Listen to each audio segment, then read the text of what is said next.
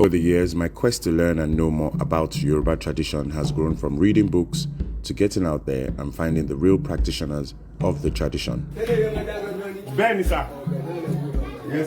Today, I'm meeting with the Yaolorisha Omitonode Ifawemimo, the Eyemaja priestess in Ibadan. Òrìṣà tó rù lórí mi tí mo ṣe initiation ẹ̀ òun ni òrìṣà Eyemaja, but a ní other òrìṣà tí a ní lọ́dọ̀ wa tí à ń worship. Bírú àwọn òrìṣà wo ẹ dárúkọ wọn? A ní òrìṣà bíi Ọ̀rúnmìlà, a ní òrìṣà bíi Ajé, a ní òrìṣà bíi Ọ̀ṣun, Ọya, Ṣàngó, Ògún, Èṣù, Ẹgbẹ́. Àwa Yorùbá la ní àṣà, àwa Yorùbá la ní ìṣe. So I run away from them. Say be moko mi gangan. Ṣàngó Olúkòso. Ṣàngó.